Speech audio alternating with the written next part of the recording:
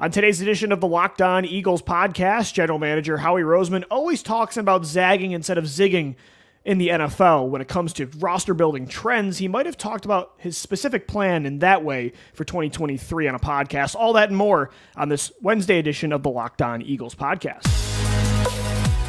You are Locked On Eagles, your daily Philadelphia Eagles podcast. Part of the Locked On Podcast Network, your team every day.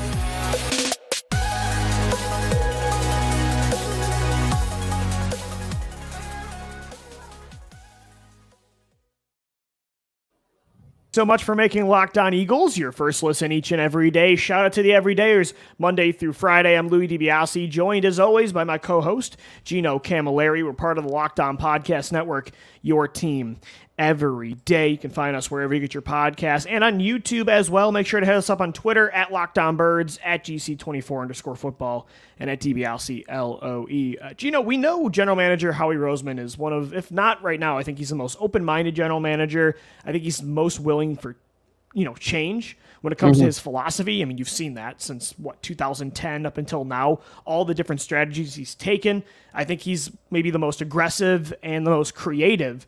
And what he's always talked about in interviews, whether it works or not, is trying to stay ahead of the curve. He always said, if you're trying to replicate what the past Super Bowl champion already did, then you're already too late. So you try to zag when the rest of the league is zigging. And so, over the years, we've kind of seen what he meant specifically, like what the plan was. 2017, it was trading draft picks for veterans, younger players that fell out of favor for non-football reasons. In 2020, it was more, let's go for the speed aspect, you know what I mean? And then this past 2 years, it's more been like collecting draft picks in a more aggressive league and trying to have the best of both worlds. This year, he talked about it, and I was kind of saying, I'm not really sure what that is, though, specifically now, because a lot of his new philosophy is kind of keeping things more simple, drafting players from Georgia and Alabama, not really honing in too much on style for positions. But it actually does sound like there is a specific thing maybe he was talking about. He was on Chris Long's podcast, The Green Light, the other day, and he was talking about Nolan Smith specifically and how you really need now on the edge, like in the past they would be considered undersized players, but now they need that speed aspect against all these mobile quarterbacks. You saw that against Patrick Mahomes' first hand of the Super Bowl. It's what pretty much ended the game. So that actually makes sense when you look at last year investing that big contract in Haason Reddick, this year investing a first-round pick in Nolan Smith. It's been about speed on the edge now, and that's different than what they normally have done in their past 4-3 defenses. And it's been a shift. I love that you finished it there with what they did defensively, right? For the longest time, they were dating back to not just 2021, honestly, 2020, 2021. They were as basic of a 4-3 scheme as it came under Jim Schwartz, right? You had your two defensive tackles. You had your two either 7-tech or wide 9 defensive ends, and that goes back years. I mean, that was to the Andy Reid years even. And then the only time they went away from that was when Chip Kelly went to this more odd front style look where Brandon Graham is playing with that players Haason though that Reddick were still in a 4-3 style, exactly. Personality and style. Imagine today that Brandon Graham has to go and stand up in coverage like he did and back Vinny in Curry. 2013. Exactly. That would be questionable when it came to coaching, and it would become questionable when it comes to player personnel. But the thing that has turned that around is, one, coaching. Why do they have this need now? Well, the last two coordinators since Nick Sirianni has come to Philadelphia have looked to shift the way that the Eagles play to a more odd front style look, where you have multiple interior defensive linemen, but on the outside, you could have 2 edge rushers, you could have 3, and where do they line up? Well, you're going to see at times this year that Haason Reddick is standing up on the edge. Maybe Nolan Smith is mugged up in the A gap, or maybe he's even on the same side as a guy like Haason Reddick is. And you'll see the combination of Josh Sweat on the other side and Brandon Graham. And what differs when it comes to Haason Reddick and it comes to Nolan Smith is their ability to be a 360-degree pass defender. And what do I mean by that? Is that they aren't just guys that are going to be going after the quarterback. They're guys that you can drop into coverage and still are considered an edge defender. Yeah, right? They can move forward and backwards. Yes, and East and West as well, man. They're great athletes, and that's what you have to differentiate from is that what they have on the other side in Josh Sweat and Brandon Graham is your more typical role there. I mean, even Derek Barnett is still on the roster, right? And I think when you look at that role, there was a reason why they were drafting that player in 2017, and they got Josh Sweat and Brandon Graham in that draft. And I think eventually you'll start to fall away from that as they get more tweener type players on that opposite side of that speed defender, right? You'll see more of the Milton Williams who can play inside and out as opposed to maybe just a pure Josh Sweat hand in the dirt edge rusher. Yeah. But they started zagging, I think, when a lot of the NFL did as well. Because if you see the big name guys now, who is it? It's the Brian Burnses of the world. It's Haason Reddick. It's Micah these Parsons. guys, Micah Parsons, these guys that can stand up and move around and aren't just going to be pass rushers. They're going to go back into coverage. They can be a middle of the field run stopper at times as well. And how many times did Haason Reddick make run plays that we couldn't even talk about because he was making better plays? And even like read option plays, you have to be so quick in your decision making, and you have to be able to close in a certain amount of space so fast. And that's really tough when you're a guy the size of Brandon Graham, or you have the lateral agility of a dump truck if you're Derek Barnett. You know what I mean? So I think the game naturally, I think on the edge and on the outside is becoming smaller, not just at the edge, but you look at the other side of the ball and you look at wide receiver, and heck, you can even say on the offensive line. I mean, look at Jason Kelce and who they drafted in Cam Jurgens. That's not a big center or right guard wherever you play him. So I think the league naturally right now is becoming about speed, and so naturally the game's getting smaller. Howie said it himself on the podcast. It's like linebackers are becoming safeties, or I should say safeties are going to linebackers are going to edge, and that off-ball linebacker is not becoming extinct, but it's definitely kind of going away, and that spot in the middle is almost a tweener of what a safety and an edge rusher is. So I think you're seeing that direct correlation with what the Eagles are building these last 2 years with Haason Reddick and Nolan Smith. And almost, it's almost like the edge is getting smaller, and since the boundaries of the football field are getting smaller, it's like the middle, though, at least on defense, is getting bigger, because now there's a place for a nose tackle like Jordan Davis where there wasn't really in the past. It felt more like a 4-3 defense. It was more balanced when it comes to the size of all four guys up front, but because you're having Nolan Smiths and Haason Reddicks, now I think there is, though, again, a place for the really big interior defensive linemen, too. Got to have pass rushing ability in a pass-heavy league, but that's coming back as well. So it's interesting to see the way the league is changing on the defensive side of the ball as they're trying to answer to these aggressive spread offenses that pass the football. Well, Cody Alexander, who writes all of the Match Quarters books that I talk about time and time again here, he talks about the idea of spatial Darwinism, right? You want to take up more space and take away space from the opposing team. Well, how do you do that on the inside, Lou? You don't need guys that move extremely well. You might need a bigger guy who can give you the benefit of taking away two gaps and give you that potential. Because you need those extra Jordan bodies Davis going everywhere else. Yeah, exactly. Because then you have to have the athletes on the outside that if you're going to a Jim Shorts style scheme where they're just knifing in off the edge, well, you can't do that anymore. You got to sit there and, like you said, against the read, you have to take that extra second. I now have to see if my guy is going to keep the ball and go outside. And then I have to pursue outside. I'm not just going to the quarterback anymore. If the quarterback has the ball, I got to get outside and chase this guy like a running back. So it is the evolution of the game.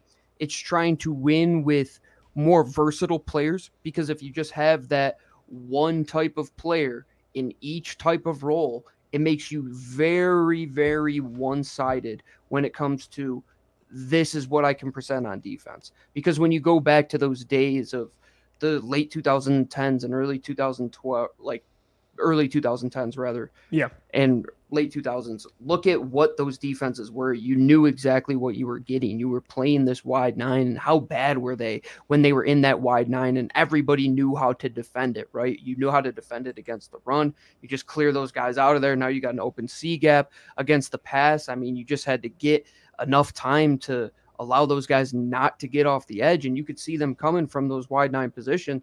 Now you don't know where pressure is coming from in today's modern NFL. You don't know who is dropping back into coverage, and it comes down to having the guys that want to call those plays and the players that can fundamentally take care of business when those plays are called, i.e. Haason Reddick, i.e. Nolan Smith. And ideally, you like a guy that can do it all, and that used to be a lot to ask for, but you do have players like Josh Sweat now who are 6'5 plus and, 200 and, however many pounds and have a giant wingspan, and they also do have that lateral quickness, but there is more of a place for, an undersized, quote-unquote, edge rusher like Nolan Smith, who in the past there become some concerns about, and there still is. I think that's why he dropped all the way to, 30, but at the same time, there's teams like the Eagles that want that kind of player, and it's not just them. The New York Jets took a player just like that, and it was a very surprising pick, but 15 picks earlier. Right, it was a little bit, I think, too rich for our blood, but the philosophy was kind of the same with Will McDonald. They wanted an edge rusher that had a ton of speed and could kind of play up and down, and like you said, laterally too. So the league's kind of going in that way. Maybe that's, because Howie this offseason has mentioned a lot, like zagging when the rest of the league is zigging, and, that might be one of the areas he mentioned specifically was at the edge rushing spot, and it's going to be exciting to see what Nolan Smith can do in year one heading into 2023. I want to talk a little bit more about Nolan Smith, Jalen Carter, Cam Jurgens, some guys that the Eagles clearly have a plan for, an important one. So we'll get into that coming up next right here on the Locked On Eagles podcast. And guys, today's show is sponsored by Built Bar. Looking for a delicious snack but don't want all the sugar and calories? Then you need the best tasting protein bar ever. It's Built. You got to try these if you're like us and you want to make healthier snack choices this summer, but you don't want to compromise on flavor. We've got just the thing for you. It's Built Bars and Built Puffs. Built Bars are healthy and taste amazing. Why? Because they're covered in 100% real dark chocolate. They come in some unbelievable flavors as well. You've got churro, peanut butter brownie, cookies and cream. Not sure how Built does it, but these bars taste amazing and they're healthy for you. Only 130 calories, 4 grams of sugar with a whopping 17 grams of protein. Now you don't need to wait to get your box at Built.com. We've been telling you for years to order Built.com Built Bars, but now you can also get them at your local Walmart or Sam's Club, while you still can also, like I said, get your specialty flavors at Built.com. So when you're at Walmart, walk to the pharmacy section, grab yourself a box of Built Bars. You can pick up a 4-bar box of cookies and cream, double chocolate, or coconut puff. And if you're close to Sam's Club, run in and grab a 13-bar box with our hit flavors, brownie batter puff and churro puff. You can thank us later, and we thank Built Bar for sponsoring the Locked On Eagles podcast today. All right, Eagles fans, we're continuing on this Wednesday edition of the Locked On Eagles podcast. Shout out to the Everydayers for making us a part of your day, your first listen, Monday through Friday. Gino, we were kind of talking about how Nolan Smith, and I'd say Haason Reddick as well last year, is kind of the representation of how he's trying to stay ahead of the curve and, get more of these undersized edge rushers than he's used to. He's used to the Trent Coles, the Brandon Grahams, the Vinnie Currys, Jaquay Parker, Derek Barnett, Chris Long, even... It wasn't that long ago he was trading for Michael Bennett, and he brought back Vinnie Curry in 2019, and the list goes on, but the past few years he's seen how the league is going mobile quarterback heavy, and you need speed on the edge, so he signed Haason Reddick, and then he took a guy that got a lot of Haason Reddick comps in Nolan Smith out of Georgia, so definitely a way that Howie's trying to stay creative on defense. And you look at Nolan Smith and his role, not just this year, but in the future. You look at also the fact that he got Jalen Carter at 9 overall, trading up from 10 to 9. You look at his second-round pick of Cam Jurgens last year, and I think it's clearly obvious what he's trying to do with those players, and it's very obvious that their style, it's not a surprise that their style is very similar to what the Eagles have had at those positions for a decade plus now, right? I mean, you look at Nolan Smith, his style isn't the same as Brandon Graham. It is of Haason Reddick, but his personality is a lot like BG. You look at Jalen Carter, what was he? The best pass rushing defensive tackle that fell in the draft. That was Fletcher Cox as well in 2012. Cam Jurgens, what was he? An undersized center, though, but they used his mobility, his smarts, athleticism, and got a lot of Jason Kelce comps. So I think clearly what Howie's trying to do is find his new Kelce, Cox, and Graham. And when you look at team building, you do have to evolve, right?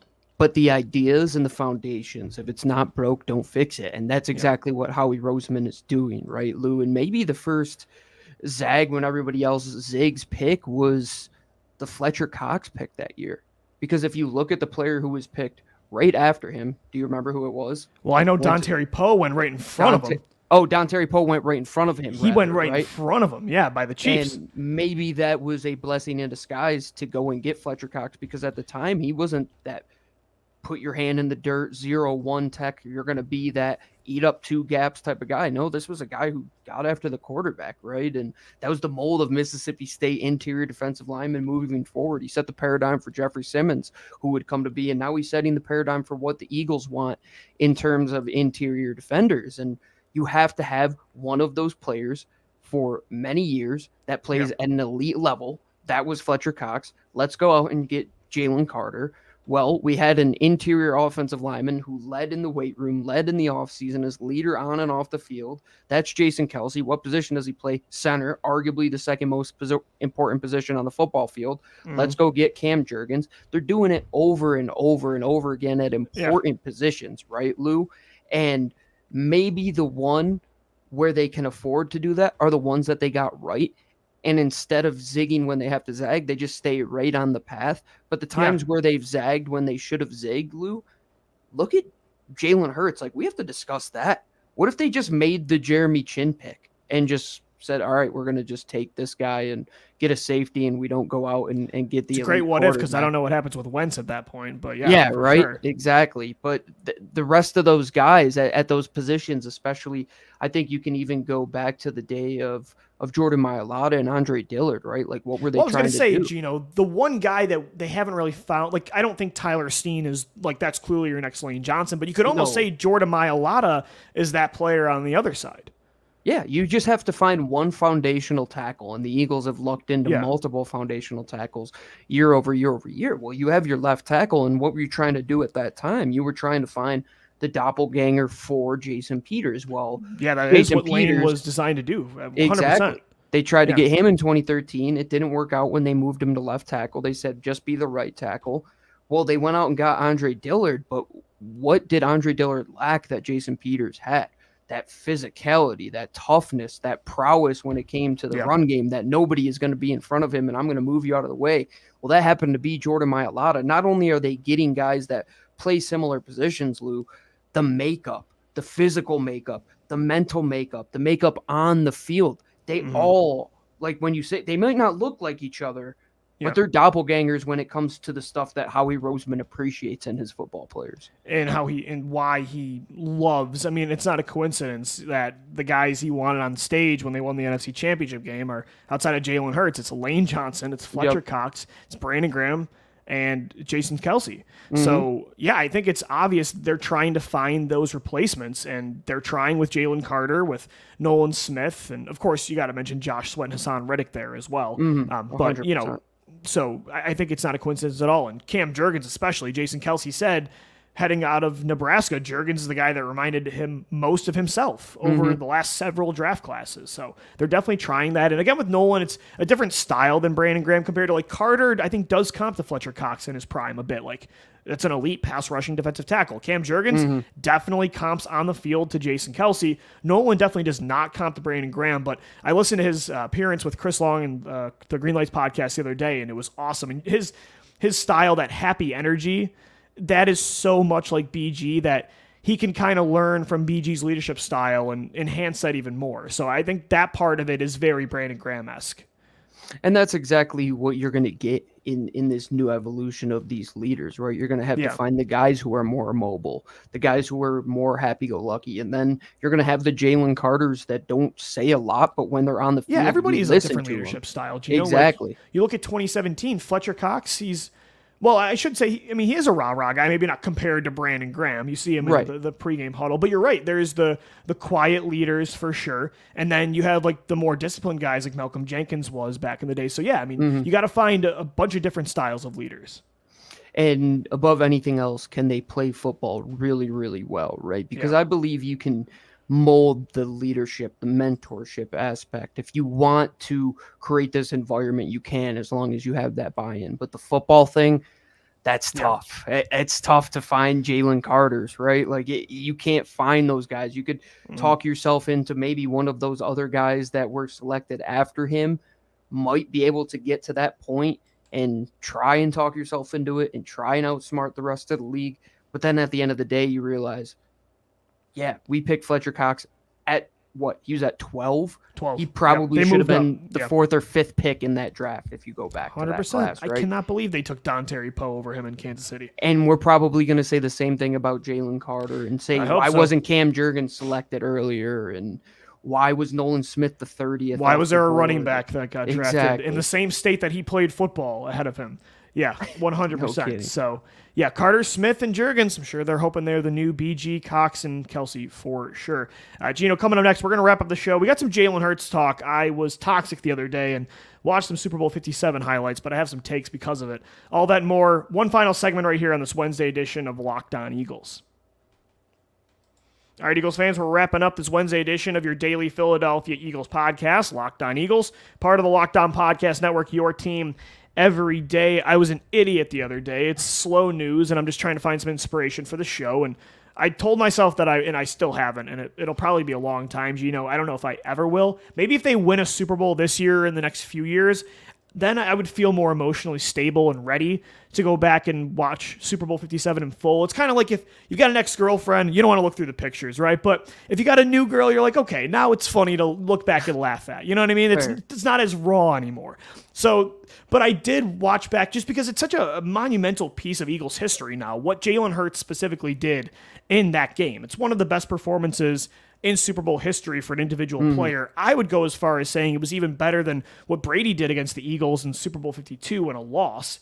So you definitely got to talk about that. And man, looking back at those highlights, I look at that specific, the 2-point conversion to tie the game up with 5 minutes to go. And the fact that this dude carried 4, because what made me start watching this was Howie Roseman at the end of his interview with Chris Long talking about how he thinks Jalen Hurts is intangible sometimes, makes his talent go under the radar, overlooked, because everybody always talks about his leadership, his clutchness, and all that. But he said the dude's a freak. And then I thought back to that play where he carries 4 Chiefs defenders into the end zone. And man, that's one of those Super Bowl moments where you're like, it's kind of like the Jermaine Kearse catch, Seahawks Patriots, where that was the moment we'd always talk about if the result was the other way around. That's totally fair. And yeah, you have to get over those ones. It sucks, but I mean, look at the Terrell Owens performance on a broken freaking leg. And that's what made me think Super about it, Bowl, Gino. There's the Eagles have some players that were legends in playoff losses. I think back to Deshaun Jackson as a rookie against Arizona, how him and McNabb really carried that team that How about had McNabb no in that game, business Gino? being in that game. 375 passing yards and 3 touchdowns in that loss. Really? And that most of them probably came in the second half because they did nothing in the which first was half. rare for McNabb in those games. And the Eagles do have those performances, right? And that's what makes you realize that it's not an individual sport, as we keep saying. And the Jalen Hurts performance is that, right? And how much is it a team game? Well, Jalen Hurts, the guy who played so exceptional, also at the same time had a fumble return for a touchdown, which ultimately cost them the football game. However you want to slice up how those points came, it did happen. But at the same time, he played so damn well that you're saying he should have beat Patrick Mahomes.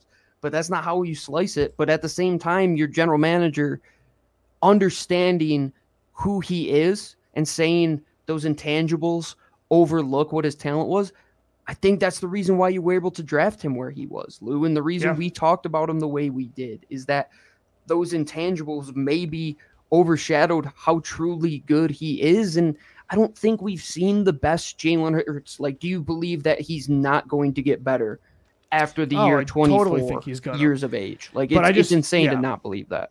And again, I understand why they lost that football game. This terrible Twitter account right now is just taking screenshots of moments before things become disasters in big Eagles games, and it's just a torturing account. Of course, the punt on 4th and 2, and the fumble, the Kadarius Toney kick, the punt return. There's so many moments, but that punt was tough. That punt was really tough. It was definitely tough, and I don't think it was talked about enough at the time. But I think the Jalen Hurts performance, it was so good, it makes it hurt even more. And we said this in the recap show after they lost. You wanted it so bad for him, because it's not that we're never going to talk about that performance again, but it hurts to talk about it even right now. And I apologize to listeners for ending the show on this kind of note, but it's a positive and a negative at the same time. It's like, man, this was just one of those games that it didn't go your way, but you'll never forget it for what Jalen Hurts did. It was an incredible individual performance. Oh, absolutely. It was LeBron James 2018. I know that's why you have to take the emotions out of it and really see it for what it is, right? Yeah. I think in the future it'll be a lot easier.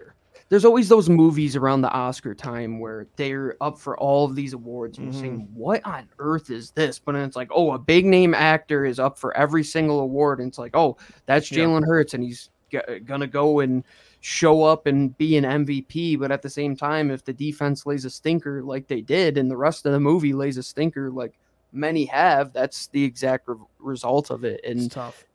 That's why the Eagles-Arizona game is so tough for me, because I know what you're thinking, Lou. You saw the finish line. You saw him lifting up the trophy. You thought how much more enjoyable it would have been because of, like, you look at the Denver Broncos Super Bowl win. Like, was it fun? Of course for them. I mean, they have one of the best defense of all time, but, you know, Peyton Manning throws for 140 yards. He throws, an interception, no touchdowns. And I don't know. I think it's more fun to have a win like Nick Foles did where he outduels Tom Brady in a Super Bowl win. Right. And so you, like you said, you see the finish line and you see the stories that you could have had.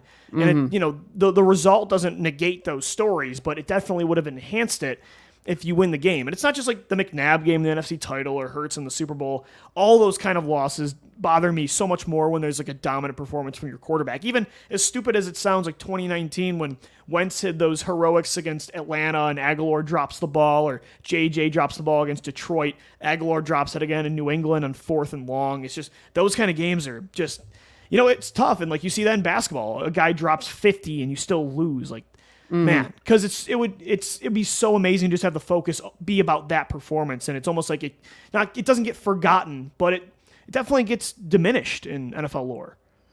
I think we should do a show where we rank like the top 10 of these, because you could even go. That's a good idea for sure. To the AJ Feely against the Patriots game, man. Like maybe one of the most underrated quarterback performances of an Eagles quarterback ever. It was of AJ Feely, almost took down the undefeated Patriots, and the list can go on and on, man. I mean, go back to those early 2000 seasons too. You'll get into some horror stories, but at the end of the day, Lou, when Howie Roseman made that pick, him understanding what it took at that position was a big move forward, right? And we talked about zig when everybody else is zagging, or vice versa.